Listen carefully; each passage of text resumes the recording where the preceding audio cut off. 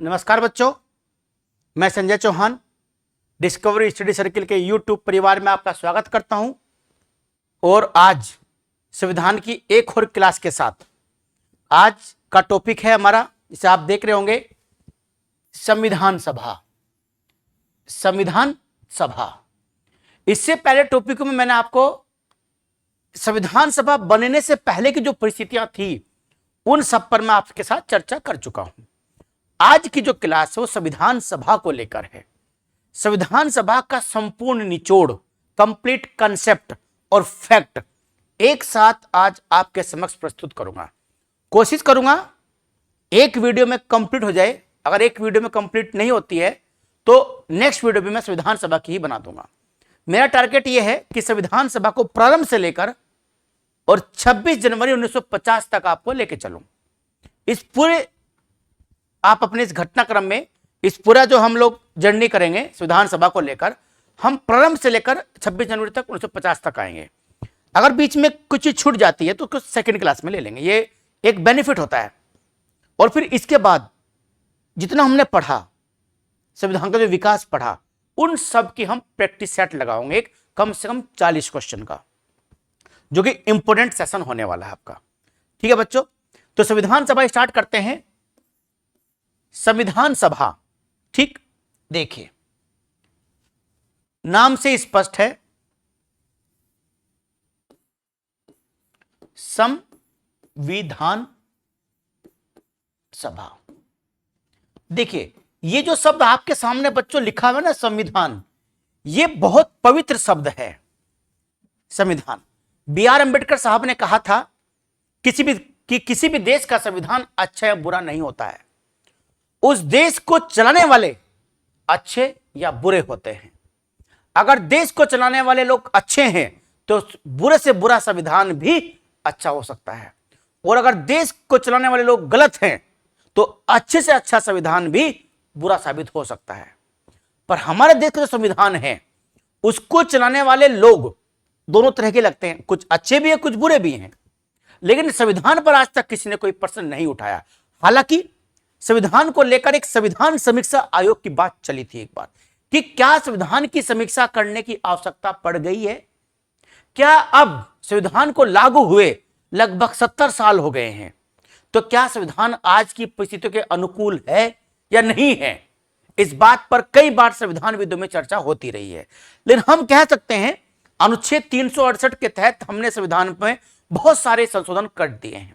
105 तक संशोधन हो चुके हैं, और यह संशोधन देख लीजिए आप, लगभग हर साल संशोधन होता जा रहा है, ठीक ना। 70 साल हुए और 105 तक हो गए हैं, यानी लगभग हर साल, यानी किसी के साल में 2-3 भी किए, किसी साल नहीं भी किया है, तो तमाम संशोधन हमने किए हैं अपने संविधान में। संशोधन इसीलिए होते हैं बच्चों कि संविधान को बदली हुई परिस्थितियों के अनुकूल ढाल सके। जैसी परिस्थितियां बनती रहती है समय के अनुसार, तो हमारा संविधान लचीला है, उसको हम उसके अनुकूल ढाल सकते हैं। ठीक, खैर संविधान सभा की बात करते हैं। विश्व की संविधान सभा होती क्या है। देखो, जिन देशों में लिखित संविधान बना वहां संविधान सभाएं बनी। संविधान सभाएं एक बहुत सारे लोगों का समूह होता है, इसमें इंटेलेक्चुअल लोग, बहुत बड़े बुद्धिजीवी लोग, जिनको समाज का, संस्कृति का, कानूनों का, देश विदेश का बहुत गहन अध्ययन किया होता है जिन लोगों ने, वो लोग संविधान सभा में शामिल होते हैं और देश की परिस्थितियों के अनुकूल संविधान का निर्माण करते हैं। ऐसी संविधान सभा सबसे पहले दुनिया में बच्चों यूएसए में बनी थी। कहां बनी थी? यूएसए में। उसके बाद बनी फ्रांस में। संविधान सभा यूएसए और फ्रांस में प्रारंभिक संविधान सभाएं हैं जिन्होंने संविधान लिखने का कार्य किया था। जो फ्रांस में संविधान फ्रांस की क्रांति के दौरान 1789 के बाद बना था, उस संविधान को बाद में खत्म कर दिया गया था नेपोलियन के द्वारा। जब नेपोलियन ने वहां गणतंत्र समाप्त करके एक बार फिर फ्रांस में राजतंत्र की स्थापना करी थी, तो एक प्रकार से वहां का संविधान फेल हो गया था। पर यूएसए का संविधान आज तक भी अनवरत रूप से सफलता के साथ नए आयाम गढ़ रहा है। ठीक, चलिए, तो ये तो संविधान सभा होगी जहां पहले हमने पता आपको कहां बना, यूएसए और फिर फ्रांस में। जहां तक भारत की संविधान सभा की बात है, भारत की संविधान सभा की बात है, वो अगर बच्चों मैं आपको बताऊं तो सबसे पहले जो संविधान सभा की जो मांग करी थी बच्चों, वो ध्यान रखेगा, सबसे पहली मांग संविधान सभा की 1895 में, 1895 में स्वराज विधेयक, स्वराज विधेयक बिल बोलते हैं इसको, विधेयक के माध्यम से बाल गंगाधर तिलक ने करी थी। किसने?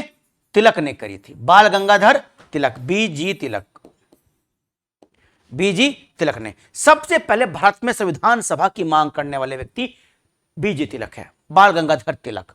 लेकिन उस समय उस बात पर बहुत ज्यादा जोर नहीं दिया गया।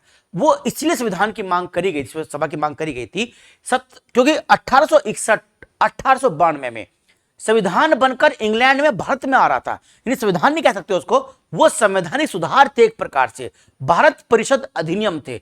भारत में जो परिषदें बनाई गई थी केंद्र के स्तर पर और प्रांतों के स्तर पर, उन परिषदों को कैसे काम करना है, इन दोनों अधिनियमों में ये बातें इंग्लैंड से भारत में आई थी। तब बाल गंगाधर तिलक ने यह बात कही थी, अब ये जो चीजें बन रही हैं, जो इंग्लैंड से बनकर आ रही हैं, ये भारतीयों के द्वारा खुद बनाई जानी चाहिए, जो कि एक संविधान सभा बननी चाहिए। बाल गंगाधर तिलक इस बात के पक्ष में नहीं थे बच्चों कि कोई भी विदेशी हमारे सामाजिक मामले में हस्तक्षेप करे या हमारे जो राजनीतिक मामले हैं उनमें हस्तक्षेप करे। क्योंकि देखो, किसी भी देश में राजनीतिक परिवर्तन, आर्थिक परिवर्तन और सामाजिक परिवर्तन, आर्थिक और सामाजिक परिवर्तनों का जो दिशा निर्देश होता है बच्चों, वो राजनीतिक परिवर्तनों से तय होता है। किसी देश में राजनीतिक परिवर्तन किस प्रकार के हो रहे हैं, समाज और अर्थव्यवस्था उसी बात पर निर्भर करती है। तो बाल गंगाधर तिलक इस बात के पक्ष में थे कि ये जो परिवर्तन है ये भारतीयों के अंदर से आने चाहिए, भारतीय इन परिवर्तनों को खुद करे। इसे जानते हुए उन्होंने जो विवाह अधिनियम आया था, ये जो कंसेप्ट जो आया था विवाह की आयु को लेकर, उसका भी उन्होंने विरोध किया था कि ये अंग्रेज क्यों बना रहे हमारे लिए, हम खुद इसके लिए सामने आने चाहिए। खैर, ये बातें थी, तो तिलक ने सबसे पहले बात करी। उसके बाद है ना बच्चों 1922 में गांधी जी की बात आती है। किसकी? महात्मा गांधी की। गांधी जी ने यह कहा था कि जो संविधान सभा है उसका निर्माण भारतीयों के द्वारा ही होना चाहिए।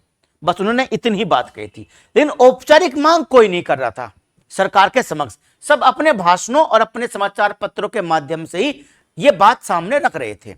1924 में मोतीलाल नेहरू नाम सुना होगा, इन्होंने एक पार्टी बनाई थी। क्या नाम था पार्टी का नाम? स्वराज पार्टी। कौन सी पार्टी? स्वराज। स्वराज पार्टी के माध्यम से 1924 में मोतीलाल नेहरू ने संविधान सभा की मांग करी, है ना। लेकिन यह मांग भी कोई औपचारिक मांग ब्रिटिश सरकार के समक्ष पेश नहीं करी गई थी। यह मांग भी बच्चों केवल सरकार के ऐसे ही अपने पत्रों के माध्यम से की जा रही थी। पहली औपचारिक मांग करने वाले व्यक्ति थे बच्चों 1934 में, 1934 में एमएन रॉय का पूरा नाम है बच्चों मानवेंद्र नाथ रॉय। ध्यान रखना बच्चों, ये साम्यवादी थे। कौन थे? साम्यवादी, समाजवादी, उदारवादी, पूंजीवाद, ये सब, नव उदारवाद, नव साम्राज्यवाद, उपनिवेशवाद। इस बात पर मैं एक वीडियो बनाऊंगा बच्चों, जरूर। मुझे ये सब चीजें पढ़ाने बहुत मजा आता है, तो जब आपको बताऊंगा इन सब के बारे में। ये साम्यवादी थे एमएन रॉय, मानवेंद्र नाथ रॉय। इन्होंने सबसे पहले 1934 में औपचारिक मांग सबसे पहले करी थी। औपचारिक का मतलब होता है बच्चों कि पत्र लिखकर औपचारिक मांग सबसे पहले करी, ब्रिटिश सरकार के समक्ष पत्र भेजा, ब्रिटिश सरकार को कहा कि आप हमारे यहां संविधान सभा बनाएं। इसे बोलते हैं औपचारिक मांग करना, यानी सरकार के साथ समक्ष मांग रखी। अभी तक जितनी भी मांग हो रही थी वो केवल अपने समाचार पत्र पत्रिकाओं के माध्यम से नेता अभिव्यक्त कर रहे थे। तो 34 में यह बात आई। 1937 में, 37 में, ध्यान बच्चों, 1937 में नहीं 36 में, हाँ 38, 39, 37 में, 37 में फैजपुर में कांग्रेस का अधिवेशन हो रहा था। अध्यक्ष कौन थे? नेहरू थे। अध्यक्ष कौन थे? नेहरू थे। तो नेहरू ने कांग्रेस के मंच से बच्चों सबसे पहले यह मांग रखी थी। ध्यान रखिएगा, 1937 में पंडित जवाहरलाल नेहरू ने कांग्रेस के मंच से पहली बार जो संविधान सभा की मांग रखी तो 37 के फैजपुर अधिवेशन में रखी। 1938 में अधिवेशन कहां हुआ जानते हो आप? कहां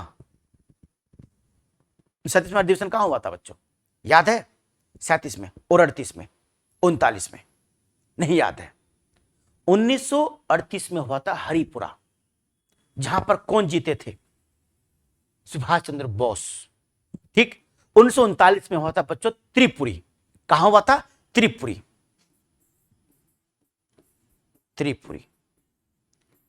ये 1939 का अधिवेशन है।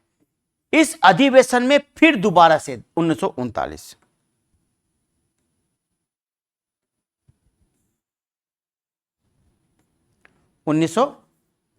में त्रिपुरी में अधिवेशन हुआ। इस अधिवेशन में फिर बच्चों मांग दोहराई गई दोबारा कांग्रेस की। आपको 39 की याद करने की आवश्यकता नहीं है। आप जो मैंने मांग बताई, जैसे आपको एक मांग मत ये बताई 1895 में कौन स्वराज विधेयक के माध्यम से तिलक ने मांग करी, 1922 में गांधी जी, 24 में मोतीलाल नेहरू और फिर 1934 में 24 में मोतीलाल नेहरू, 34 में एमएन रॉय, मानवेंद्र नाथ राय। औपचारिक मांग करने वाले पहले व्यक्ति किस दल से थे? साम्यवादी दल से थे। 37 में फैजपुर में कांग्रेस के अध्यक्ष नेहरू थे। नेहरू ने यह मांग कांग्रेस के मंच से सबसे पहले करी थी। यह बात यहां तक याद कर लीजिए आप, ठीक है? चलिए अब आगे बढ़ते हैं। देखो बच्चों आगे क्या है, अब भारतीय मांग कर रहे हैं कि संविधान सभा बने। अब ब्रिटिश सरकार मांग को माने या ना माने। अब देखो 1938 तक की बात आ गई, 39 तक की बात आ गई। 1939 में आप जानते हैं क्या हुआ था? सेकेंड वर्ल्ड वॉर, द्वितीय विश्व युद्ध शुरू हुआ। जैसे द्वितीय विश्व युद्ध शुरू हुआ बच्चों ध्यान रखना, भारत की राजनीति में एकाएक परिवर्तन आना शुरू हो गया।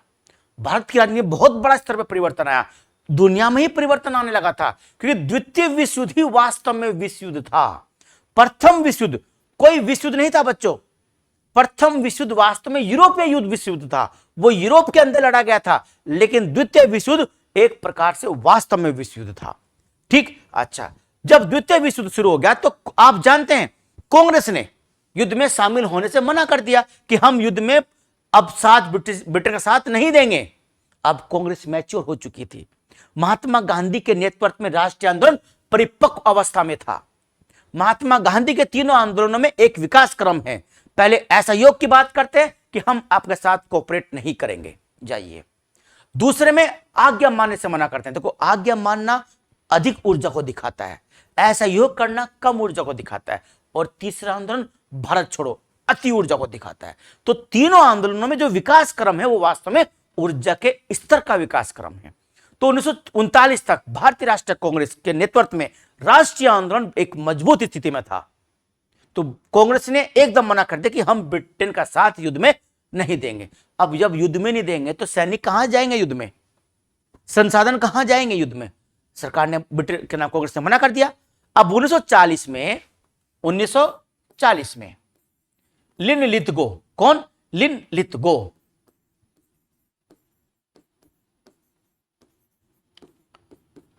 भारत के वायसराय थे। लिन लिथगो भारत के वायसराय थे। 40 में एक अगस्त प्रस्ताव दिया उन्होंने।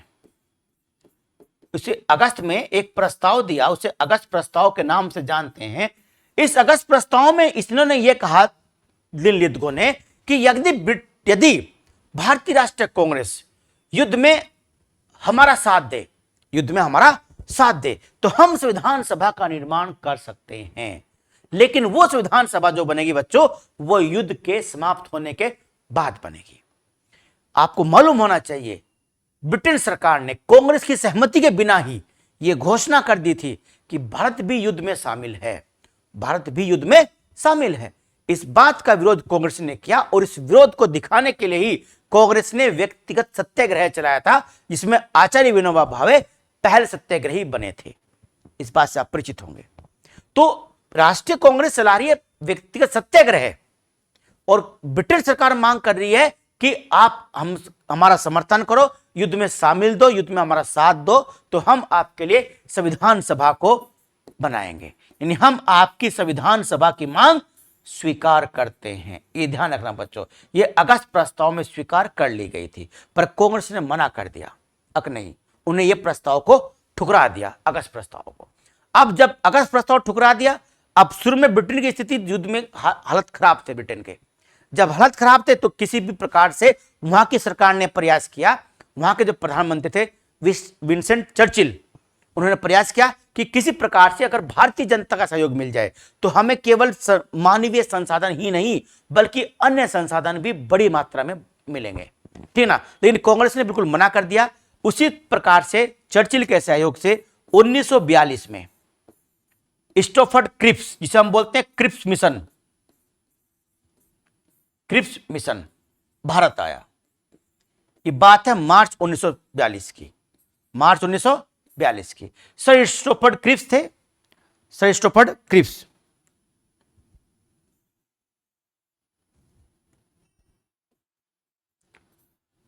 सर स्टोफर्ड क्रिप्स ये पंडित नेहरू के क्लासमेट थे, उनके मित्र थे, तो इसलिए भेजे गए थे। अब जाओ कभी कि प्रधानमंत्री जो भारत के उसमें प्रधानमंत्री तो उसमें थे नहीं, लेकिन नेहरू की स्थिति कांग्रेस में बहुत मजबूत स्थिति थी उसमें, तो अगर नेहरू से मिलेंगे तो कुछ बात बनेगी, तो इसलिए स्टोफर्ड क्रिप्स को भेजा गया। जब स्टोफर्ड क्रिप्स भारत में आए तो एक अच्छा प्रस्ताव लेकर आए थे। ये पहले प्रस्ताव से कुछ ठीक था। इसमें संविधान सभा बनाने की मांग करी गई थी और संविधान सभा जो बनेगी वो भारतीय बनाएंगे, उसमें सब भारतीय लोग शामिल होंगे। उसमें यह बात भी शामिल थी कि जब तक युद्ध समाप्त नहीं होता अंतरिम रूप से कुछ मामलों को छोड़कर, जैसे रक्षा के मामले, वित्त के मामले, विदेशी मामले, संचार के मामले, इन मामलों को छोड़कर बाकी सभी मामले केंद्रीय स्तर पर भारतीयों के नेतृत्व में चुनी गई सरकार को सौंप देंगे। ये बात क्रिप्स मिशन में थी, लेकिन युद्ध के बाद होना था। ये कब होना था? युद्ध के बाद।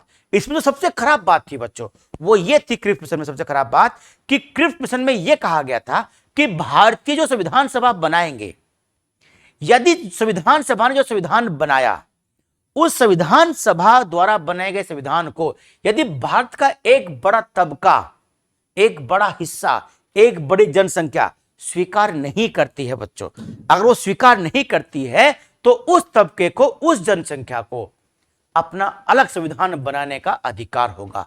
ये एक प्रकार से अलग पाकिस्तान की मांग को स्वीकार करना था ब्रिटेन सरकार के द्वारा। देखिए 1940 में आप जानते हैं जब लाहौर में अधिवेशन हुआ मुस्लिम लीग का, तो पहली बार उस अधिवेशन में अलग पाकिस्तान की मांग करी गई थी। उसके अध्यक्ष मोहम्मद अली जिन्ना थे और उस अधिवेशन में 1940 में पृथक पाकिस्तान की मांग पहली बार की गई थी। यानी एक प्रकार से अब आकाश में, अब पूरे वातावरण में अलग पाकिस्तान की मांग गूंजने लगी थी। और यह बात अंग्रेजों को मालूम थी कि भारत बढ़ जाएगा तो भारत हमेशा कभी भी वो उलझा ही रहेगा आपस में। पाकिस्तान की मांग 1940 से मानी गई और क्रिप्स मिशन द्वारा ब्रिटिश सरकार ने भी वो मांग एक प्रकार से अप्रत्यक्ष रूप से स्वीकार कर ली। कैसे स्वीकार कर ली? कि भाई संविधान सभा जो संविधान बनाएगी, अगर एक तबका उसको नहीं मानता है तो उसे अलग संविधान बनाने का अधिकार है, नहीं पाकिस्तान बनाने का अधिकार है। तो क्रिप्स मिशन में यह बात मान ली गई थी। ये विषय तो वैसे हिस्ट्री का, हिस्ट्री में पढ़ेंगे इसको। यह है क्रिप्स मिशन। क्रिप्स मिशन के बाद ध्यान बच्चों 1945 में 45 में शिमला सम्मेलन हुआ था। शिमला सम्मेलन, इस समय गवर्नर जनरल थे भारत के Lord Wavell. Lord Wavell, Lord Wavell,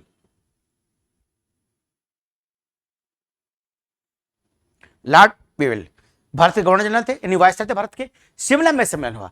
हालांकि वहां विधानसभा में चर्चा नहीं हुई, लेकिन 1945 में एक बात मानी गई थी शिमला में कि भारतीय राष्ट्रीय कांग्रेस को लेकर सम्मेलन हुआ था कि कैसे भारत में जो स्थितियां बिगड़ रही हैं, इतनी स्थितियां बिगड़ गई थी 1945 तक भारत में आते आते कि भारत में शासन बनाए रखने के लिए अंग्रेजों को चीन, यूएसए, ऑस्ट्रेलिया जैसे देशों से कर्जा लेना पड़ा था। समझे बात को आप? 1940 के बाद जब स्थिति इंग्लैंड की खराब हुई युद्ध में और फिर युद्ध में जीत भी गया, लेकिन युद्ध में जीतने के बावजूद भी उसकी आर्थिक स्थिति बहुत खराब हो गई। उससे दूसरी तरफ भारत में भारत छोड़ो आंदोलन चल रहा था, हिंदू मुस्लिम दंगे चल रहे थे। तो ऐसी स्थिति में ब्रिटेन सरकार को भारत में अपना राज्य बनाए रखने के लिए विदेशों से कर्ज लेना पड़ रहा था। इतनी बड़ी बात थी। देखिए आप, तभी तो अमेरिका, चीन ने दबाव बनाया कि यार जब तुम्हारा भारत में शासन चल नहीं रहा है और तुम कर्जा ले रहे हो तो क्यों नहीं भारत को मुक्त कर देते। तो ये दबाव बना, ये दबाव था ब्रिटिश सरकार के ऊपर, तब जाके कहीं इसकी समझ में आया कि भारत को तो छोड़ना ही पड़ेगा। ठीक है बच्चों, ये परिस्थितियां आजाद होने की परिस्थितियां थी जो हम पढ़ेंगे आधुनिक भारत में। तो सिमला सम्मेलन हुआ, इसमें सबसे इंपॉर्टेंट चीज जो है बच्चों ध्यान रखेगा आप, वो है 1946 का। जब तक युद्ध समाप्त हो चुका था, 1946 में 1946 का कैबिनेट मिशन, कैबिनेट मिशन, जो कैबिनेट मिशन था, ध्यान रखना बच्चों, इसमें ब्रिटेन के 3 मंत्री शामिल थे, जो कैबिनेट मंत्री थे 3। कौन कौन से? एक थे, कौन से याद है आपको? पेंथिक लॉरेंस, जो कि इस कैबिनेट मिशन के अध्यक्ष थे। एवी अलेक्जेंडर और स्टोफर्ड क्रिप्स थे ना, तो का नाम। एक तो थे पेंथिक लॉरेंस, पेंथिक लॉरेंस, दूसरे थे एवी अलेक्जेंडर, और तीसरे थे सर स्टोफर्ड क्रिप्स, सर स्टोफर्ड क्रिप्स। ये 3 उसके मेंबर बनाए गए थे। ये तीनों कैबिनेट मंत्री थे, कहां के? इंग्लैंड के। तो इन्हें भारत भेजा गया, और भारत भेजने के बाद इन तीनों को 2 काम सौंपे गए कि 1946 तक ये स्पष्ट हो चुका था, 46 तक, कि भारत को तो अब आजाद करना ही है। यानी उनके दिमाग में बात आ चुकी थी, भारतीय में आ चुकी थी, अब भारत अब जल्दी ही आजाद हो जाएगा। लेकिन आजाद होने से पहले कुछ ऐसी चीजें भारत के अंदर बना दी जाए ताकि अंग्रेजों को आने वाली शताब्दियां याद करती रहें। तो इसी दौरान जब कैबिनेट मिशन भारत में आया तो इन तीनों को 2 काम सौंपा गया। एक तो ये अंतरिम सरकार, कौन सा काम था? अंतरिम सरकार का। एक काम सौंपा गया संविधान सभा का।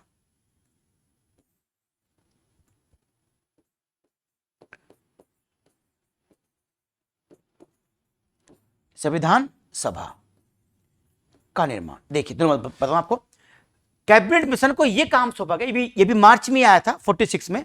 जब भारत में आया तो आगे तुम जाओ और संविधान सभा का पूरी संरचना इसी के तहत बनाई गई थी कि संविधान सभा बनाओ, उसका पूरा स्ट्रक्चर तय किया गया कि कैसे संविधान सभा का चुनाव होगा, कितने मेंबर होंगे, किस प्रकार से सब कुछ होगा। और जब तक संविधान सभा पूर्ण संविधान नहीं बना लेती और वो लागू नहीं हो जाता, तब तक केंद्र के स्तर पर एक ऐसी सरकार बनाई जाएगी जो सरकार लगातार भारत के लिए काम करेगी। उसे बोला गया अंतरिम सरकार। अंतरिम का बच्चों, अंतरिम किसको बोलते हैं? अंतरिम कई जगह यूज होता है, अंतरिम बजट भी होता है, अंतरिम बजट भी होता है और अंतरिम सरकार भी होती है। एक प्रकार से अस्थायी व्यवस्था होती है, यानी जब तक पूरी व्यवस्था ना आ जाए, जब तक पूरी व्यवस्था ना हो जाए तो उसे हम अंतरिम बोलते हैं। जैसे बोलते हैं एक अंतरिम बजट होता है, तो अंतरिम बजट क्या होता है जानते हो आप? ये बताता हूं आपको, देखो अंतरिम बजट ये क्या होता है? देखो, जब सरकार के 5 वर्ष पूरे हो जाते हैं, जैसे अभी सरकार के सपोज करो बीजेपी सरकार के 5 वर्ष पूरे हो गए और समय चल रहा है जनवरी का, फरवरी में बजट पेश होता है। अब मान लिया अप्रैल में चुनाव होने हैं या मार्च में चुनाव होने हैं, तो अब मालूम है कि पहले सरकार मतलब प्रधानमंत्री इस्तीफा देंगे तो कार्यवाहक प्रधानमंत्री के तौर पे काम करेंगे एक प्रकार से। यानी जो अब जब लोकसभा भंग हो जाती है तो लोकसभा भंग होने के बाद जो मंत्री होते हैं वो अपने पद पर नहीं रहते, मंत्री तो रहेंगे पर वो कोई नीतिगत फैसला नहीं ले सकते। तो उसमें क्या होता है, अब ये सरकार जब जनवरी में लास्ट इसका समय आ रहा है जाएगी, तो नई सरकार आने तक यानी मई में सरकार गठन होगा, फरवरी में सरकार बजट पेश करेगी। तो क्या वो पूरे साल का बजट पेश कर देगी? क्या उसको मालूम है कि अगली बार वही आएगी? नहीं मालूम है ना। तो इसलिए जो फरवरी में जो बजट पेश किया जाएगा उसको अंतरिम बजट कहते हैं, कि जब तक नई सरकार नहीं आ जाएगी तब तक के लिए अस्थायी व्यवस्था कर ली जाए पैसे की। तो उस अस्थायी व्यवस्था को बोलते हैं बच्चों अंतरिम बजट। जब मई में नई सरकार बनेगी तो वो नई सरकार फिर जून में पूर्ण बजट पेश करेगी। ऐसा ही हुआ था पिछली बार 2019 में जब चुनाव हुए थे, तो आपको मालूम होगा कि पहले सरकार ने फरवरी में अंतरिम बजट पेश किया, अंतरिम बजट पेश किया, फिर जब मई में सरकार बनी तो जून में पूर्ण बजट पेश किया गया था। तो ये होता है अंतरिम। लेखा अनुदान मांग अलग होती है, दिमाग मारा हुआ किसी की अगजी लेखा अनुदान भी तो होती है, वो व्यवस्था अलग होती है। खैर, अंतरिम सरकार समझ गए होंगे एक अस्थायी कि जब तक संविधान सभा नया संविधान ना बना दे उसके अनुकूल सरकार ना बन जाए तब तक अंतरिम सरकार ही चीजों को देखती रहेगी। ठीक, तो ये व्यवस्था, ये जो चीजें थी, ये इस कैबिनेट मिशन में तय करी गई। अब जो संविधान सभा का जो ये कैबिनेट मिशन था बच्चों, अब इसमें क्या क्या बातें थी वह मैं आपको बताता हूं। अब तक तो हमने पढ़ा कि संविधान सभा कैसे भारत में इसमें अस्तित्व में आई। देखिए, जो संविधान सभा है, इस संविधान सभा में कैबिनेट मिशन ने जो योजना प्रस्तुत की, उस योजना को कांग्रेस सहित सभी दलों ने स्वीकार कर लिया। अब ठीक है भाई, बजट के उसके क्या नाम, सरकार के बारे, उसके संविधान सभा के बारे में और सरकार के बारे में अच्छी बातें बताई गई हैं और इसको स्वीकार करते हैं और इसके अनुकूल चीजों को अपनाते हैं। तो संविधान सभा चाहती थी संविधान सभा का के जो मेंबर हैं उनका चुनाव हो, लेकिन भारत में कुछ लोग चाहते थे कि जो संविधान सभा है उसका चुनाव प्रत्यक्ष जनता के द्वारा हो। ये चुनाव कैसे हो? प्रत्यक्ष हो। लेकिन संविधान सभा के लोग चाहते थे, जो संविधान सभा जो लेकिन जो कैबिनेट मिशन के लोग थे वो चाहते थे कि जितनी जल्दी हो सके उतनी जल्दी चुनाव हो। प्रत्यक्ष चुनाव में समय लगता, ये चुनाव जल्दी चाहते थे जो कैबिनेट मिशन के लोग थे। दूसरा कारण, कैबिनेट मिशन के जो लोग थे सारे अंग्रेज थे, सारे के सारे वो चाहते थे कि पैसा कम से कम खर्च हो, है ना। तो कम खर्च कब होगा? जब चुनाव अप्रत्यक्ष होंगे। तो चुनाव अप्रत्यक्ष पर सहमति बनी। अप्रत्यक्ष चुनाव का मतलब होता है कि उसमें जनता सीधे भाग नहीं लेती, क्योंकि इसके लिए विधानसभाओं के चुनाव हुए। विधानसभाओं के जो चुनाव थे बच्चों, उसमें 11 प्रांत थे भारत में।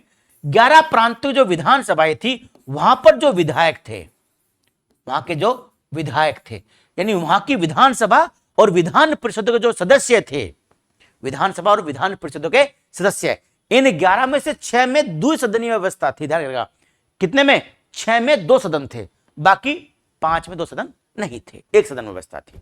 तो विधायक थे वहां के, जो उनके मेंबर थे, उन मेंबरों को संविधान सभा के सदस्यों का चुनाव करना था। जैसे आज चुनाव होता है राज्यसभा के मेंबरों का, तो राज्यसभा के मेंबर कौन चुनते हैं? राज्यसभा के मेंबर को चुनते हैं विधायक, जो एमएलए होते हैं, उसमें वो वोट देते हैं। तो ऐसे संविधान सभा का चुनाव अप्रत्यक्ष तरीके से हुआ। कैसे हुआ? अप्रत्यक्ष तरीके से हुआ चुनाव, अप्रत्यक्ष तरीके से हुआ। और जो 11 सदस्य, जो 11 प्रांत थे, जो वहां की विधानसभाएं थी, उन सदस्यों ने चुनाव में भाग लिया। उन्होंने संविधान सभा के मेंबरों को चुना। तो हमने वो मेंबर चुने, उन्होंने संविधान सभा के मेंबर चुने। तो ये मेंबर कैसे चुने गए? हमारे द्वारा, अप्रत्यक्ष। पहले संविधान सभा, पहले विधायक, फिर कौन? संविधान सभा। तो कैसे चुने गई? अप्रत्यक्ष चुने गए। तो संविधान सभा का चुनाव अप्रत्यक्ष हुआ। दूसरी बात, संविधान सभा का जब चुनाव था तो उसमें जानते आप 389 मेंबर रखे गए थे। 389, 389 मेंबर। अब ये 389 मेंबर 3 भागों में बटे हुए थे। एक तो 292 मेंबर थे, 292 मेंबर। ये कौन थे 292 मेंबर? ये थे बच्चों 11 ब्रिटिश प्रांतों से, 11 ब्रिटिश प्रांत से, 11 ब्रिटिश प्रांत। ब्रिटिश प्रांत कौन से? जो भारत में 11 राज्य थे, जैसे बंबई राज्य, मद्रास राज्य, आपका संयुक्त प्रांत, मध्य प्रांत, बंगाल, बिहार, उड़ीसा, आपका जो उत्तर पश्चिमी क्षेत्र, सिंध, पंजाब, ये 11 ऐसे प्रांत थे। इनमें से 292 मेंबर चुने आ जाने थे। दूसरी बात, 93 सदस्य देशी रियासतों से, देशी रियासत, देशी रियासत बोले तो रियासत, राजा महाराजा, राजा और महाराजा। और जो 4 मेंबर थे बच्चों, वो 4 सदस्य थे ब्रिटिश कमिश्नरी से, ब्रिटिश कमिश्नरी से। ये ब्रिटिश कमिश्नरी क्या बात है भाई? ये क्या होती है ब्रिटिश कमिश्नरी? ये उस समय बच्चों 4 थी ब्रिटिश कमिश्नरी। कितनी थी? 4। कौन कौन सी? एक तो दिल्ली, दूसरी कौन सी? कुर्ग, तीसरी अजमेर, अजमेर मारवाड़ एक थी, और चौथी बलूचिस्तान।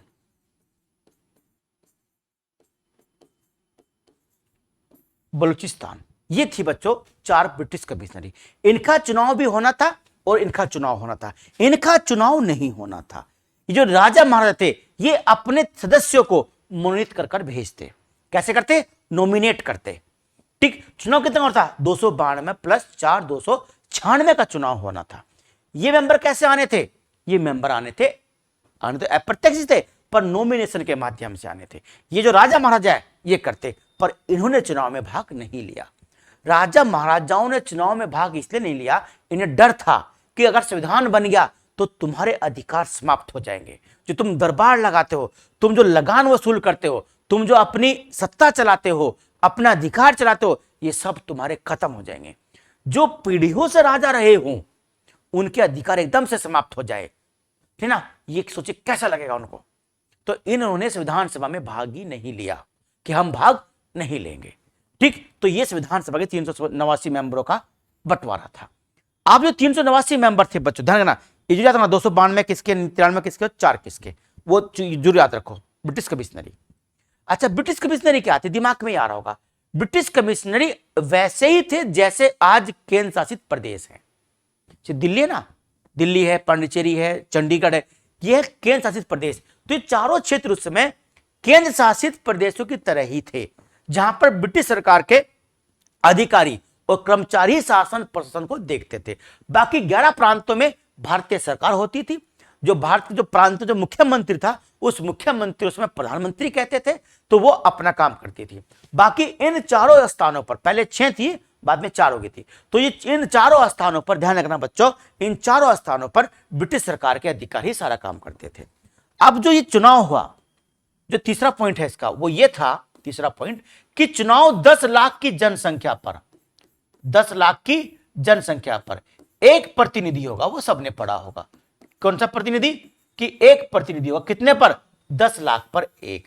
तो सबसे ज्यादा कहां बैठेंगे? आपके संयुक्त प्रांत में। 55 सदस्य तो यहीं के थे। देख लीजिए, संयुक्त प्रांत था हमारा उत्तर प्रदेश। संयुक्त प्रांत 1937 में इसका नाम पड़ा था। उससे पहले अवध, आगरा और उत्तर पश्चिम क्षेत्र में बटा हुआ था, ठीक ना। तो इनको मिलाकर संयुक्त प्रांत बना था। तो संयुक्त प्रांत में 55 मेंबर हमने भेजे थे संविधान सभा में। चौथी बात, संविधान सभा का जो चुनाव होना था वो अनुपातिक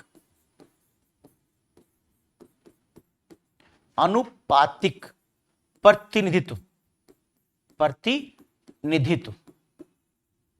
पद्धति के द्वारा होना था। जो चुनाव राष्ट्रपति और राज्यसभा के मेंबर का चुनाव होता है ना, अनुपातिक निकालते, रेशो निकालते हैं, मत मूल्य निकालते हैं, वो मत मूल्य निकाला गया था तब चुनाव हुआ था। तो ये अनुपातिक प्रतिनिधि चुनाव था। चौथी बात। पांचवी बात, इसमें आरक्षण का प्रावधान था। महिलाओं के लिए 15 सीट आरक्षित थी। कितनी? 15 सीटें। एससी के लिए, अनुसूचित जाति के लिए 26 सीटें थी। एसटी के लिए, धन्ना एसटी मतलब अनुसूचित जनजाति के लिए 33 सीटें थी। कितनी? 33। ये सीटें बांटी गई थी, है ना, बाकी सामान्य सीटें थी। तो ये थी आरक्षित सीटें। आरक्षित महिलाओं के लिए कितनी थी? 15। ये पूछता कितनी महिलाएं थी? 15 सीटें आरक्षित थी महिलाओं के लिए। 26 किसके लिए? एससी अनुसूचित जाति के लिए थी, और 33 थी अनुसूचित जनजाति के लिए। ये सीटें बांटी गई थी 389 में से ही अलग अलग, ठीक ना। तो ये आरक्षित थी। उसके अलावा चुनाव जो हुआ था वो धनगणना, वो पृथक निर्वाचन क्षेत्र के तहत भी हुआ था। उसमें सिखों को अलग निर्वाचन क्षेत्र दिया गया था, और जो आपस में 3 निर्वाचन क्षेत्र थे, एक था जैसे वर्ग विशेष के लिए, एक सामान्य, एक अल्पसंख्यक के लिए। जो निर्वाचन क्षेत्र, पृथक निर्वाचन क्षेत्र जो 1909 में शुरू हुआ था, उसमें मुसलमान भी थे और उसमें सिख भी थे। सिख शामिल किए गए थे 1919 में, और मुसलमान आए थे 1909 से, ठीक। और एक सामान्य वर्ग का चुनाव था। तो 3 क्षेत्रों में बांटकर ये चुनाव हुआ था बच्चों, ठीक ना। तो ये संविधान सभा का खाका था। चुनाव जो हुआ बच्चों वो जुलाई अगस्त में हुआ। कब हुआ? जुलाई अगस्त में चुनाव हुआ संविधान सभा का, 1946 में, 1946 में ही, ठीक। 1946 में चुनाव हुआ जुलाई अगस्त में, ठीक। जुलाई अगस्त में चुनाव हुआ संविधान सभा का। अनुपातिक पद्धति बताया, अप्रत्यक्ष बता दिया, इतने लाख प्रतिनिधि थे, कितनी सीटें किसकी थी और कितने निर्वाचन क्षेत्र बनाए गए थे। 3 निर्वाचन क्षेत्र थे, एक वर्ग विशेष के लिए था, एक था अल्पसंख्यकों के लिए, पृथक निर्वाचन क्षेत्र, और एक सामान्य वर्ग के लिए था। तो इस तरीके से संविधान सभा का चुनाव हुआ जुलाई अगस्त में। चुनाव होने के बाद सबसे पहले, क्योंकि उस समय जितने भी बड़े बड़े नेता थे लगभग सभी संविधान सभा के सदस्य बने थे, सिवाय 2 बड़े नेताओं के, मोहम्मद अली जिन्ना और महात्मा गांधी। ये दोनों संविधान सभा के सदस्य नहीं बने, इन्होंने मना कर दिया कि हम चुनाव नहीं लड़ेंगे। महात्मा गांधी ने भी और मोहम्मद अली जिन्ना भी, ये दोनों संविधान सभा के सदस्य नहीं थे। बाकी जितने बड़े नेता उस समय थे, मोतीलाल, वो क्या नाम, जवाहरलाल नेहरू, सरदार वल्लभ भाई पटेल, सुभाष चंद्र बोस कह रहा हूं, तो उसमें थे नहीं, मतलब और जितने बड़े नेता थे उस समय के, Shri Rajagopalachari, T Krishnamachari, B R Ambedkar, M Jayakar, ठीक ना, और बहुत सारे लोग उस समय जितने बड़े बड़े नेता थे वो सभी लोग संविधान सभा के सदस्य थे। अब हुआ क्या, ये देखिए आप कहानी क्या घटी। कहानी ये घटी कि जब संविधान सभा का रिजल्ट आया चुनाव का, तो रिजल्ट आने के बाद कांग्रेस चुनाव लड़ी थी 210 सीटों पर, उसने जीती 199 सीट, 199। जो इसके सहयोगी थे वो 9 सीटों पर होड़ जीते, तो कुल कितनी होगी, 208। ये सीट कांग्रेस की थी, किसकी थी, कांग्रेस की सीट थी बच्चों, और ये सीट किसकी थी, ये सीटें थी बच्चों सहयोगी दलों की, सहयोगी दलों की। अब जो बाकी जीत कर, जो मुस्लिम लीग थी, मुस्लिम लीग 73 सीटें जीती थी बस, 73, यानी लगभग 208 सीट किसकी हैं, 208 सीट किसकी, अकेले कांग्रेस की है। किसकी है, कांग्रेस की। अब इतनी सीटें कांग्रेस की हैं और लगभग कितनी सीटें हो गई हैं, ये होगी 208 प्लस 73 कितनी होगी, 8 और 3 11, 7 और 1 8, 281 सीट होगी, 281। अब जानते हैं आप, देसी रियासतों ने भाग नहीं लिया, देसी रियासतों ने भाग लिया नहीं था। जो बाकी सदस्य बच गए वो थे आपके निर्दलीय। कुछ अन्य पार्टियां भी थी उसमें जो कांग्रेस के सहयोगी नहीं थी, जैसे कृषक प्रजा पार्टी, यूनियनिस्ट पार्टी, ठीक ना, पंजाब की अलग पार्टी थी, एक लेबर पार्टी थी, बहुत सारी पार्टियां भारत में थी, उनके भी एक एक मेंबर चुनाव जीत कर आए थे किस किस पार्टी के, और कुल 8 सदस्य इसमें और थे बच्चों। वो 8 मेंबर जो थे वो बच्चों निर्दलीय मेंबर थे, जो किसी दल के नहीं थे, इनकी अपनी पकड़ थी समाज में, वे जीत कर आ गए। बाकी और जो छोटी छोटी पार्टी थी एक एक मेंबर जीत कर आया था। तो ये जो मेंबर थे इसमें 208 मेंबर थे कांग्रेस के। अब 208 मेंबर कांग्रेस के, तभी तो ऑस्टिन ने कहा, ऑस्टिन एक संविधानविद हैं, उन्होंने कहा कि कांग्रेस वास्तव में संविधान सभा तो कांग्रेस है और कांग्रेस संविधान सभा है। ये ऑस्टिन ने कहा था। किसने कहा था, ऑस्टिन ने। ध्यान, ये पूछ सकता था कभी भी, ये ऑस्टिन ने कहा था कि कांग्रेस ही क्या है, संविधान सभा, और संविधान सभा ही क्या है, कांग्रेस है। वास्तव में क्यों है, अब 208 मेंबर तो कांग्रेस के ही हैं, 296 में से किसके हैं, कांग्रेस के 208 मेंबर। अब 208 कांग्रेस के, मुस्लिम लीग कितने हो गए, 73। अब इन्हें लगा मुस्लिम लीग को कि यार इतने कम मेंबर हमारे हैं, तो हमारी तो बात मानी नहीं जाने की। तो मुस्लिम लीग ने संविधान सभा का बहिष्कार करना शुरू कर दिया, शुरू से ही संविधान सभा का, क्योंकि हम शामिल इसमें नहीं होंगे, हम तो अल्पसंख्यक रह गए। मुस्लिम लीग वो सीटें भी नहीं जीत पाई जो मुस्लिम लीग के लिए थी। जैसे ना पृथक नियोजन क्षेत्र था तो मुस्लिम लीग की सीटें थी वो, तो वहां मुसलमान खड़े थे, तो कुछ कांग्रेस के भी थे वहां और कुछ मुस्लिम लीग के थे। तो मुस्लिम लीग जो अपने आप को मुसलमानों का एकमात्र प्रतिनिधि मानती थी, वो भी सारी सीटें मुसलमानों की नहीं जीत पाई थी। क्या मौलाना अब्दुल कलाम आजाद, ठीक ना, वो कांग्रेस के थे और बहुत सारे नेता कांग्रेस के थे। ठीक इस तरह की चीजें थी। तो ऑस्टिन ने क्या कहा था, ऑस्टिन ने कहा था कि संविधान सभा ही कांग्रेस, कांग्रेस ही क्या है, संविधान सभा है, इन मेंबरों की अधिकता की वजह से। तो ये तो बात होगी बच्चों कांग्रेस की, जो संविधान सभा बनकर आई। उसके बाद 2 सितंबर को 2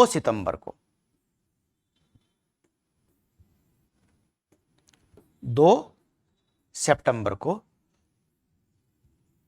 भारतीय वायसराय लॉर्ड वेवेल ने पंडित नेहरू को, जिसे कि उस समय दल का नेता चुना गया था, जो कांग्रेस चुना हुआ था, उनको प्रधानमंत्री यानी अंतरिम सरकार बनाने के लिए आमंत्रित किया। ये डेट पूछ चुका है, 2 सितंबर 1946 को अंतरिम सरकार बनाने के लिए आमंत्रित किया।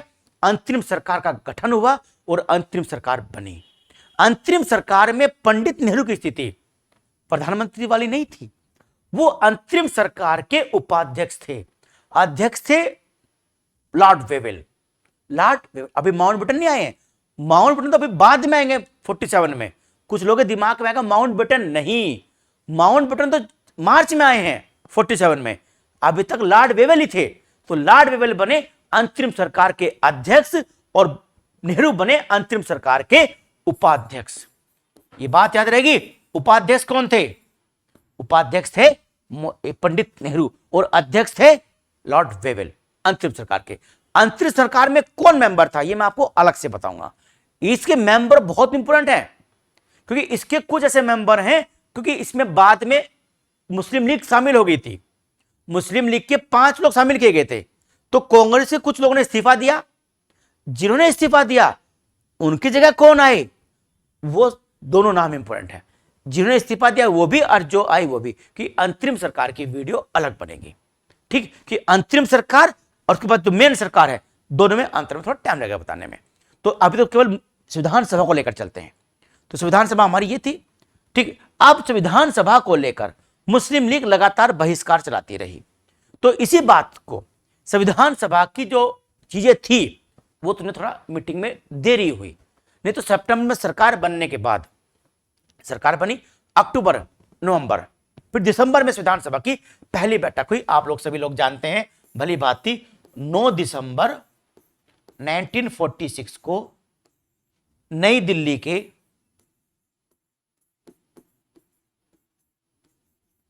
संसद भवन के केंद्रीय कक्ष में, किसमें? केंद्रीय कक्ष में संविधान सभा की बैठक हुई। पहली बैठक कब हुई? 9 दिसंबर को हुई। मुस्लिम लीग ने इसका बहिष्कार किया, हम इसमें शामिल नहीं होंगे। बहुत समझाया। जब दंगे हो रहे थे, बड़े दंगे भारत में हो रहे थे, जब गांधी जी ने कहा था नेहरू को, नेहरू तुम मान जाओ, पद छोड़ दो, मोहम्मद अली जिन्ना को पद दे दो, उन्हें अंतिम सरकार का उपाध्यक्ष बना दो, प्रधानमंत्री स्थिति में उनको ले आओ। लेकिन नेहरू सहित उसके बाद माउंटबेटन ने भी यह बात स्वीकार नहीं करी थी। ये बात थोड़ा बात की, इसके आगे की बात है ये तो, क्योंकि उसमें क्योंकि 16 अगस्त 1946 को मुस्लिम लीग ने प्रत्यक्ष कार्यवाही दिवस, डायरेक्ट एक्शन डे की बात करी थी। 16 अगस्त 1946, याद रखना, 16 अगस्त 1946 को जब संविधान सभा बन रही है, संविधान सभा के रिजल्ट आ रहे हैं, अंतिम सरकार की बात चल रही है, मुस्लिम लीग क्या कर रही है? डायरेक्ट एक्शन डे, यानी पाकिस्तान के अलावा और कुछ स्वीकार नहीं करेंगे। तो लोगों ने चाहा कि पाकिस्तान का विभाजन, यानी भारत का विभाजन ना हो, पाकिस्तान ना बने, ठीक ना। अगर पाकिस्तान ना बनता तो ये समस्या ही जो आज है भारत के अंदर, ये पैदा ना होती अगर भारत एक ही बना रहता, कि जो समस्याएं आई वो उसके विभाजन के बाद आई है। खैर, केंद्रीय कक्ष में पहली बैठक हुई। जानते हैं जब बैठक होती है तो उसका एक अध्यक्ष चुना जाता है उस बैठक का। तो अध्यक्ष चुने गए डॉक्टर सच्चिदानंद सिन्हा, जो कि बिहार के थे। और ये डॉक्टर सच्चिदानंद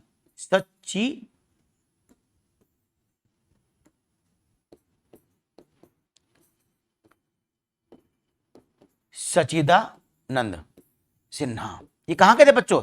ये बिहार के थे। इन्हें क्यों चुना गया अध्यक्ष? किसी को चुना गया? क्योंकि ये सबसे वरिष्ठ मेंबर थे, ये सबसे वरिष्ठ सदस्य थे उस संविधान सभा के।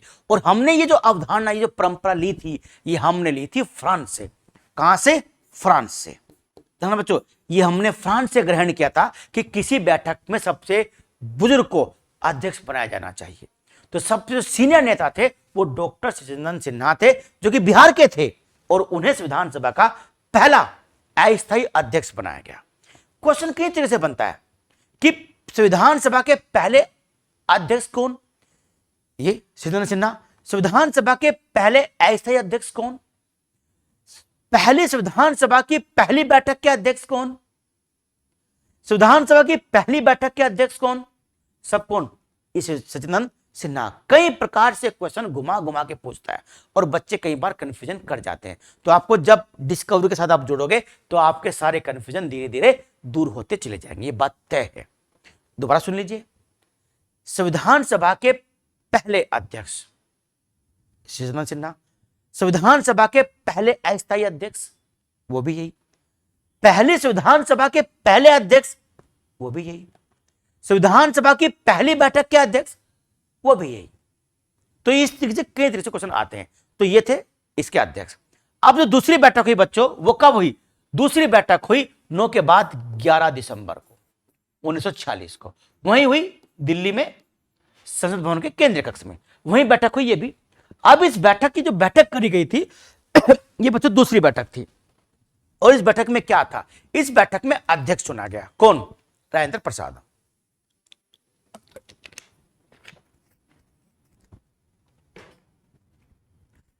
अध्यक्ष कौन बने? राजेंद्र प्रसाद। राजेंद्र प्रसाद बहुत विद्वान व्यक्ति थे, बहुत विद्वान। राजेंद्र प्रसाद चुने गए अध्यक्ष। उपाध्यक्ष, उपाध्यक्ष चुने गए H.C. मुखर्जी। H.C. मुखर्जी ये कौन थे? ये उपाध्यक्ष थे। और ये कौन थे बच्चों? ये स्थायी अध्यक्ष चुने गए। आपको मालूम होना चाहिए राजेंद्र प्रसाद भारत के एक बहुत बढ़िया नेताओं में, बुद्धिजीवी, इंटेलेक्चुअल पर्सनालिटी थी। महात्मा गांधी जो सबसे नजदीक थे वो शिराज गोपालाचारी और राजेंद्र प्रसाद थे। इन दोनों को सबसे नजदीक माना गया था महात्मा गांधी के। राजेंद्र प्रसाद के बारे में कहां के थे जानते हैं? बिहार के। बिहार बंगाल भारत में जानते हैं आप बच्चों, बुद्धिजीविता की एक उपजाऊ भूमि रही है, एक लंबी कतार है बिहार की, बंगाल की। महात्मा बुद्ध, महावीर स्वामी, आर्यभट्ट से लेकर चंद्रगुप्त मौर्य सब तक, उसके बाद आर्यभट्ट, उसके बाद मतलब आर्यभट्ट हुआ, चाणक्य तो हाँ, चाणक्य भी कर्मभूमि चाणक्य वही थी, वहीं के थे। उसके बाद फिर देख लीजिए बंगाल में विवेकानंद, स्वतंत्र बोस, तमाम जितने भी साहित्यकार हुए सब पूर्वांचल में तो हुए। ये तो पूर्वी यूपी मान लो आप, या बिहार मान लो, तो ये, और आज भी कितने ज्यादा IAS IPS बिहार से हैं। तो बुद्धिजीविता का केंद्र है ये क्षेत्र। ठीक बच्चों, तो ये चीजें थी। तो राजेंद्र प्रसाद के बारे में कहा जाता है कि एक बार राजेंद्र प्रसाद जी अपने पेपर MA के पेपर देने गए थे, तो थोड़ा लेट हो गए। तो लेट होने के बाद क्या हुआ, जैसे एग्जाम के अंदर गए, 1 घंटा लेट थे, अंदर पहुंचे तो बड़ी मुश्किल से अंदर आने दिया पेपर देने के लिए, बैठ गए। तो फिर बच्चों क्या हुआ, बैठने के बाद क्या किया उन्होंने, इतना सुर्ती लगाई और डाली मुंह में। एग्जामिनर देख रहा, अरे भैया पेपर लेट है तुम्हारे, 1 घंटा लेट हो तो तुम अभी सुर्ती बना रहे हो, क्या करोगे, कैसे लिखोगे? आप चिंता ना करें, हमको लिखने दीजिए। लिखा पेपर, आधा घंटा पहले से बच्चे से लिख कर दे दिया, और टॉपर थे उस एग्जाम के। समझा आप? ये थी क्वालिटी राजेंद्र प्रसाद की। तो देखिए 1 घंटा पहले लेट पहुंचे और आधे घंटे पहले पेपर, क्या स्पीड रही होगी बंदे की, क्या बुद्धिकता रही होगी बंदे की, ये देखिए आप। तो राजेंद्र प्रसाद कोई साधारण व्यक्ति नहीं थे। ये भारत के पहले अध्यक्ष बने, उपाध्यक्ष H.C. मुखर्जी बने। ये संविधान सभा के अध्यक्ष थे। संविधान सभा के 2 अध्यक्ष रहे हैं, ध्यान रखें बच्चों। संविधान सभा के 2 काम थे। एक काम संविधान सभा का था संसद के रूप में काम करना। किस रूप में?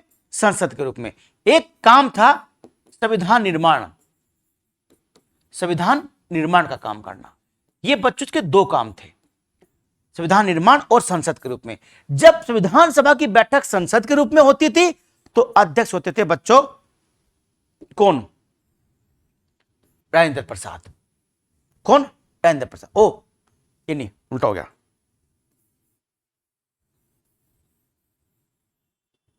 चलो इसको अलग पेज पे समझो, अलग वाले पेज पे। चलो आगे आ जाओ।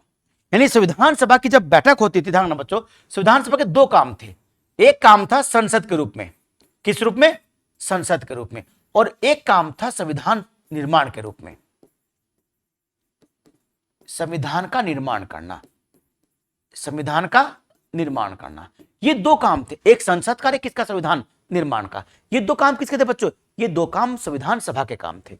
जब संविधान सभा संसद के रूप में बैठती, देश के लिए कानून बनाती, देश के लिए अधिनियम बनाती, देश के लिए और नियम विनियमन बनाती, तो अध्यक्षता करते थे JV मावलंकर। गणेश गलत हो गया, JV गणेश वासुदेव मावलंकर। ये भारत के पहले लोकसभा अध्यक्ष भी रहे। कौन? गणेश वासुदेव मावलंकर। गणेश वासुदेव मावलंकर ये पहले लोकसभा के अध्यक्ष भी थे। तो जब हमारी संविधान सभा संसद के रूप में बैठती थी तो अध्यक्ष कौन होते थे? JV मावलंकर। और जब संविधान सभा संविधान निर्माण का काम करती थी तो अध्यक्ष होते थे राजेंद्र प्रसाद। राजेंद्र प्रसाद। याद रहेगी बात आपको। जब संविधान सभा क्या काम करती, संविधान बनाने का काम करती, यानी संविधान की जो समितियां थी, जो संविधान का प्रारूप बन रहा था, जब उस पर चर्चा करती तो अध्यक्ष होते राजेंद्र प्रसाद। और जब यही संसद बैठती कानून बनाने के लिए देश के लिए, तो वो क्या होते अध्यक्ष कौन, जेवी मावलंकर। ये दो अध्यक्ष आपको याद रखना है, जेवी मावलंकर और राजेंद्र प्रसाद, ये संविधान सभा के अध्यक्ष थे। उपाध्यक्ष मैंने आपको बताया एक एस.सी. मुखर्जी और एक टी कृष्णमाचारी। टी कृष्णमाचारी वो संसद के समय उनकी बैठक की अध्यक्षता करते थे, टी कृष्णमाचारी। ठीक, चलिए अब देखिए आप, ये तो हो गया आपकी ये। ठीक, अब जो मैं आपको बता रहा हूं, संविधान सभा की दो बैठक होगी। तीसरी बैठक कब हुई थी, 13 दिसंबर को, 13 दिसंबर को 1946 को हुई थी। वही बात है, 1946 वही हुई थी जहां हो रही थी सभी बैठकें। कुल 11 बैठकें हुई हैं, ठीक ना। तो नहीं, बैठकें ज्यादा हुई, कुल 11 अधिवेशन हुए, 12वां अधिवेशन मानते हो चलो। तो 13 दिसंबर को जो हमारी तीसरी बैठक हुई, पूछा गया है कि तीसरी बैठक के अध्यक्ष कौन थे, राजेंद्र प्रसाद। दूसरी बैठक के अध्यक्ष कौन थे, राजेंद्र प्रसाद। तो इसके अध्यक्ष भी राजेंद्र प्रसाद थे। इस बैठक में नेहरू ने, किसने, नेहरू ने, आप जानते हैं पंडित नेहरू ने उद्देशिका प्रस्ताव रखा। कौन सा प्रस्ताव, उद्देशिका प्रस्ताव। उद्देशिका प्रस्ताव ही बाद में जाके भारत की प्रस्तावना बनी थी। क्या बनी थी, प्रस्तावना बनी थी। उद्देशिका, देखो बच्चों, जब आप कोई ऐसे कोई निबंध लिखते हो ना कि भाई निबंध क्या लिखना है, कितना क्या लिखना है निबंध, जब आप कोई निबंध लिखते हो तो उस निबंध के अंदर बच्चों आप सबसे पहले प्रस्तावना लिखते हो कि प्रस्तावना क्या होगी, आप बताते हो पहले कि क्या होगा। तो उद्देशिका प्रस्ताव नेहरू ने तैयार करी थी। क्या थी उद्देशिका प्रस्ताव, उसमें था we the people of India, हम भारत के लोग। ये शुरुआत है संसद हमारे इसकी संविधान की, we the people of India, हम भारत के लोग, भारत को एक संपूर्ण प्रभुत्व संपन्न गणराज्य।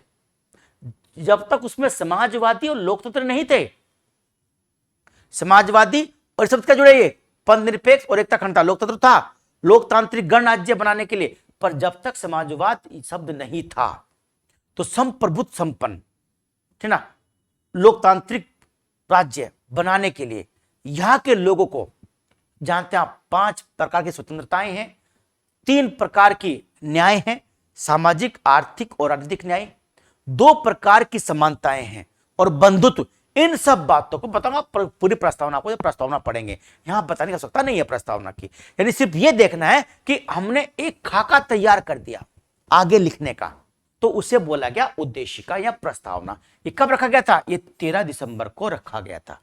अब इस पर विचार हुआ, कब स्वीकार किया गया, यह स्वीकार किया गया 22 जनवरी को, 22 जनवरी 1947 को, 1947 को यह स्वीकार किया गया। 22 जनवरी 1947 को उद्देशिका प्रस्ताव स्वीकार किया गया। याद रहेगी बात, कब, 22 जनवरी 1947 को उद्देशिका प्रस्ताव स्वीकार कर लिया गया। अब ठीक है, हम इसके अनुरूपी संविधान को लिखेंगे। अब जिस दिन, इससे पहले ना बताया आपको, ये जो बैठक हुई थी केंद्रीय कक्ष में, सिन्हा बनाए थे अध्यक्ष, और फिर इसके जो वो थे अध्यक्ष राजेंद्र प्रसाद बने थे। इसमें एक और बने थे संविधान सभा के सलाहकार। सलाहकार, सलाहकार कौन थे, ध्यान रखना, BN. Rao, BN. Rao, BN. Rao. कुछ लोग जानते हैं कि बी.एन. राव की फुल फॉर्म क्या है, आना नहीं है कभी एग्जाम में, लेकिन फिर भी आप जान लो, बेनेगल नरसिंह राव, बेनेगल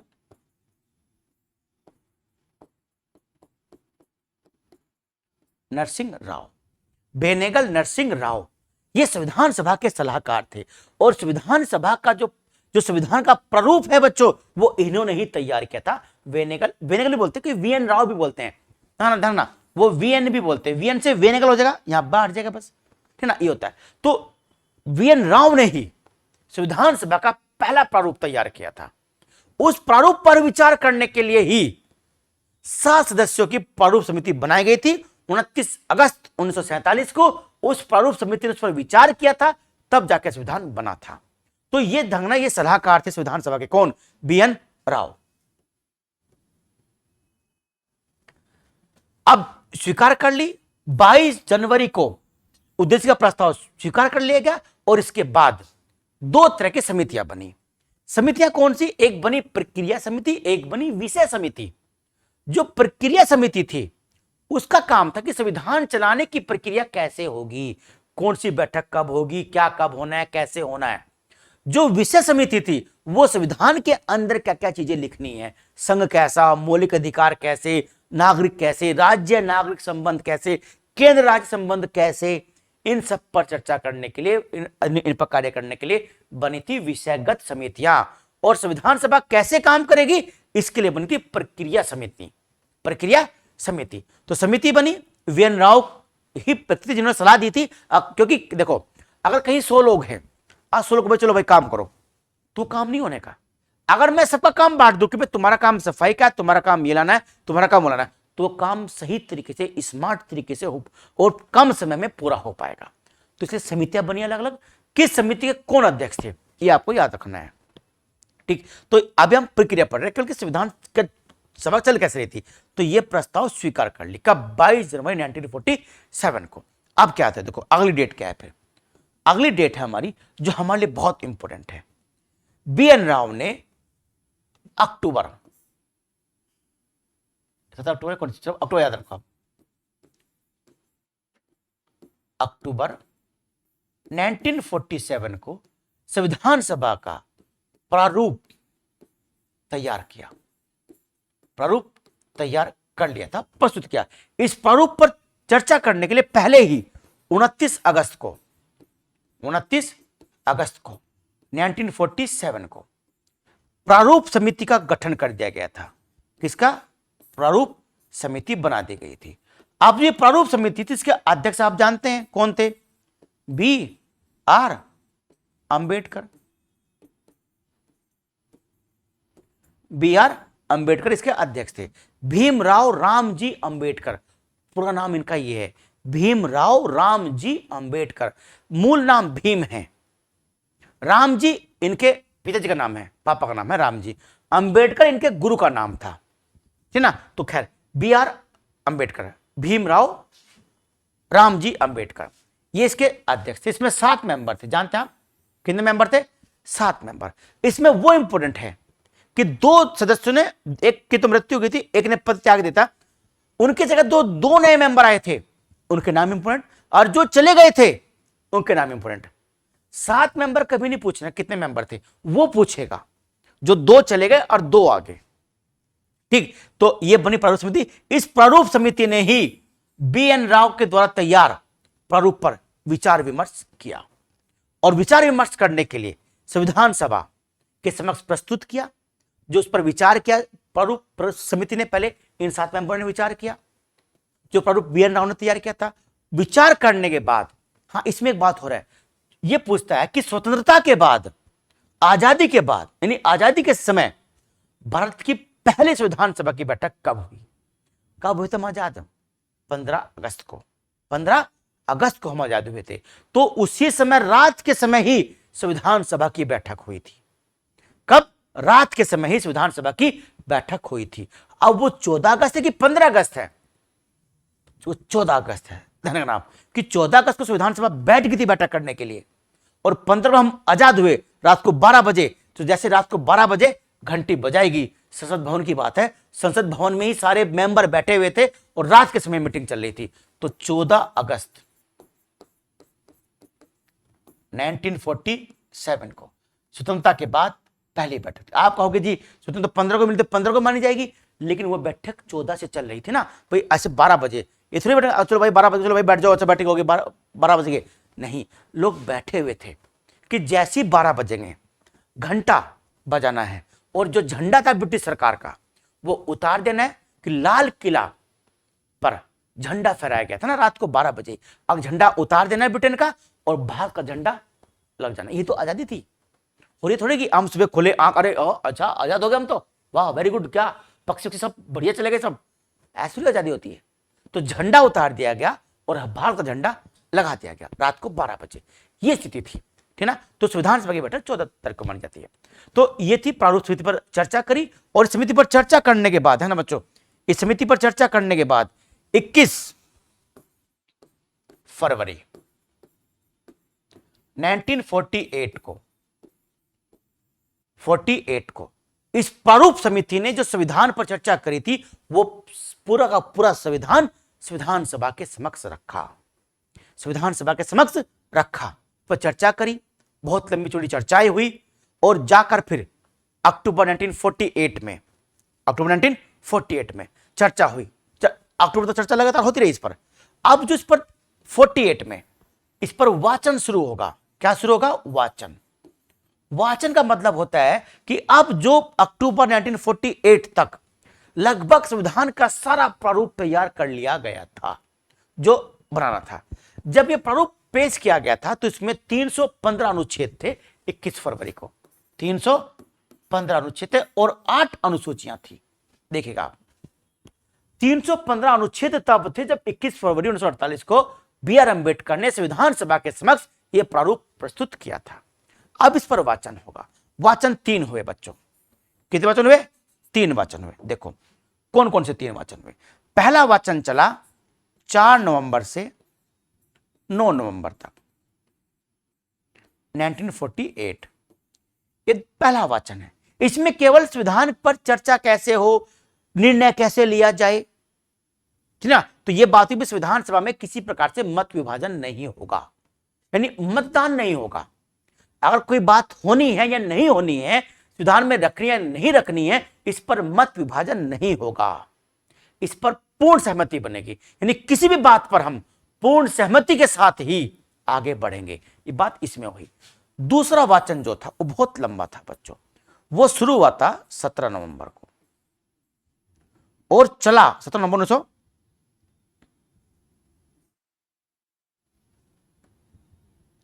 1948 को 48 को शुरू हुआ था। 14 नहीं 17 को हुआ था। उसका नाम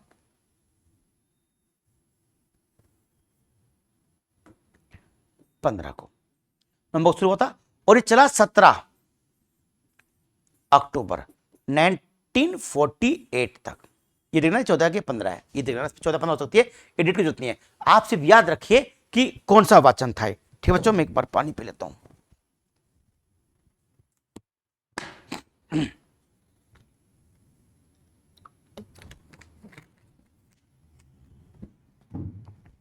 ठीक है, चला 15 से 17 नवंबर 1949 तक।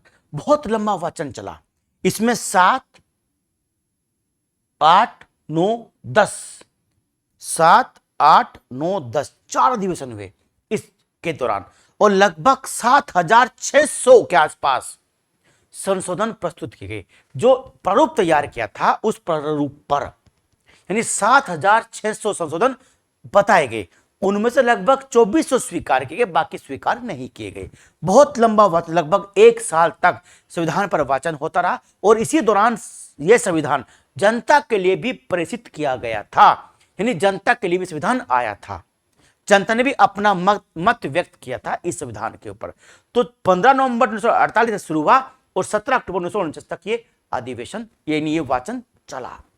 बहुत लंबा था, 7600 के आसपास कुछ आंकड़ा होगा, इतने संशोधन प्रस्तुत किए गए थे, माने भी गए बहुत सारे। तीसरा वाचन ये वाचन चला बच्चों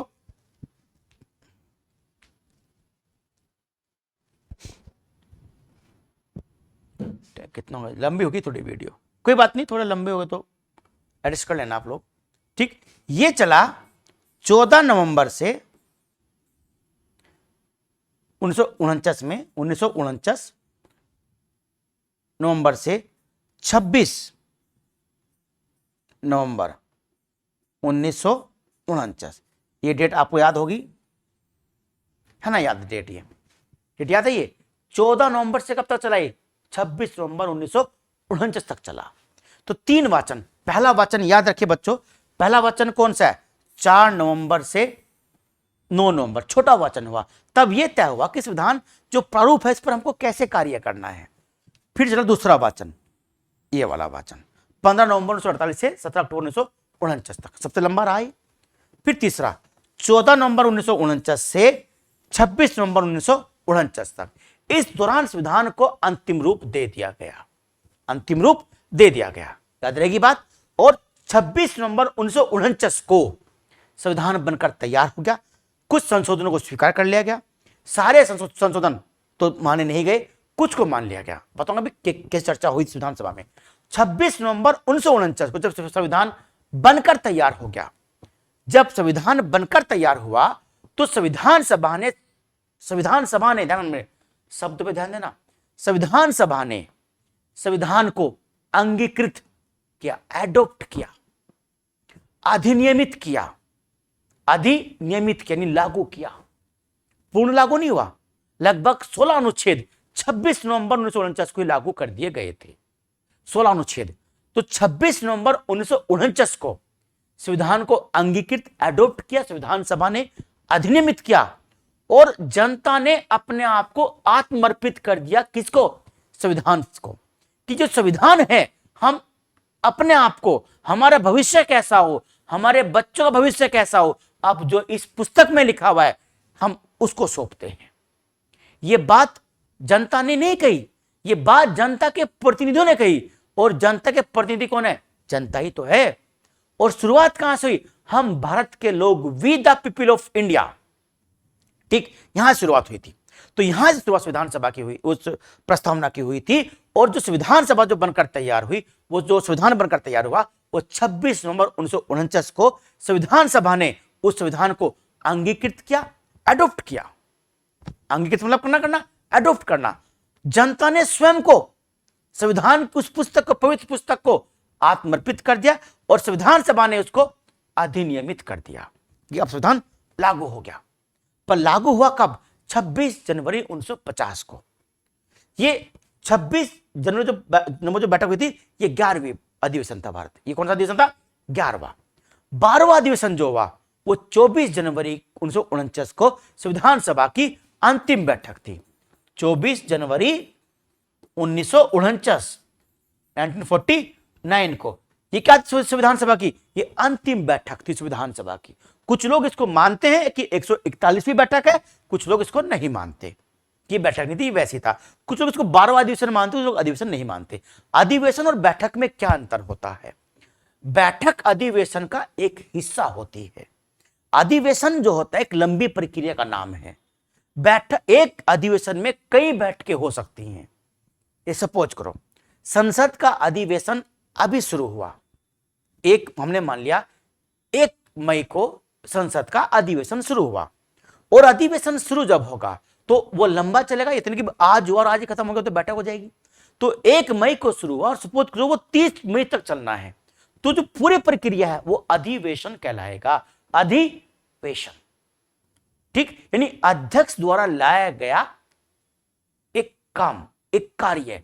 बोलते ना अधिवेशन की शुरुआत राष्ट्रपति के नाम से ही होती है। ध्यान रखना बच्चों, राष्ट्रपति तो अधिवेशन बुलाता है, आपको बुलाता है, राष्ट्रपति तो अधिवेशन बुलाता है। और वर्ष के पहले अधिवेशन में, जो पहला अधिवेशन होता है बच्चों, जिसे हम बजट सत्र बोलते हैं, उस सत्र में पहला भाषण भी राष्ट्रपति देता है, या नई सरकार बनने के बाद देता है।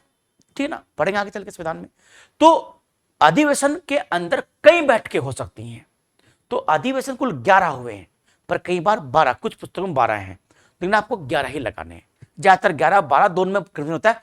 आप इसमें क्या लगाओगे कि 12वीं तो केवल एक बैठक थी, वो अधिवेशन नहीं माना कुछ लोगों ने, कुछ ने क्या माना, अधिवेशन ही था। तो 11 है कि 12 है, इस पर बड़ा वो विवाद रहता है। तो अगर ऑप्शन में 11, 12 दोनों, तो आप 12 लगाइए, और 12 नहीं तो आप 11 लगाइए, ठीक है ना। तो 24 जनवरी 1949 को अंतिम बैठक संविधान सभा की हुई और 26 जनवरी 1949 को संविधान को लागू कर दिया गया। आप जानते होंगे कि 26 जनवरी को संविधान क्यों लागू किया? अगर नहीं जानते तो कमेंट्स करके बताइएगा कि जानते नहीं, तो मैं आपको फिर बताऊंगा, ठीक है ना। तो इस तरीके से हमारा पूरा संविधान बनकर तैयार हुआ और 26 नवंबर को 16 अनुच्छेद लागू कर दिए गए और संपूर्ण संविधान 26 नवंबर 1950 को लागू कर दिया गया और भारत को उसी दिन गणतंत्र घोषित कर दिया गया। हम यानी 1947 से लेकर 1950 तक, 26 जनवरी तक हम गणतंत्र नहीं थे, या हम संप्रभु राष्ट्र नहीं थे, है ना बच्चों। हमारी संप्रभुता उस समय हमारे में निहित नहीं थी, हमारी संप्रभुता उसमें ब्रिटिश सरकार में नहीं थी, क्योंकि हमारा जो अध्यक्ष था सरकार का, वो अभी भी ब्रिटेन सरकार द्वारा नियुक्त ही गवर्नर जनरल यानी वायसराय होता था। माउंटबेटन स्वतंत्र भारत के पहले वायसराय थे, पहले गवर्नर जनरल थे। उसके बाद सी राजगोपाल, भले ही वो पहले भारतीय हो पर नियुक्ति उनकी भी ब्रिटेन से ही हुई थी। तो इसलिए हम संप्रभु राष्ट्र 26 जनवरी 1950 तक नहीं थे। अंबेडकर साहब ने कहा भी था, अब भारत एक ऐसा देश है, इसको दो देश, बड़ी अंतरिम सरकार कई सरकार है, इसको दो देश मिलकर चला रहे हैं। यानी एक हमारा देश चला रहा है, हमारे प्रतिनिधि, और एक इंग्लैंड चला रहा है। यानी हम एक संप्रभु राष्ट्र बने 26 जनवरी 1950 को। ठीक है बच्चों, तो आज तक की क्लास यहीं रहेगी। बहुत लंबी वीडियो हो गई है, पर मुझे उम्मीद है कि आपको वीडियो पसंद आएगी। आप जरूर देखेगा, पूरी वीडियो देखेगा, आपको बहुत सारी चीजें अच्छी मिलेंगी, कंसेप्ट के साथ मिलेंगी, क्यों हुआ, कैसे हुआ, कब हुआ। ठीक है, तब तक के लिए नमस्कार, जय हिंद, जय भारत।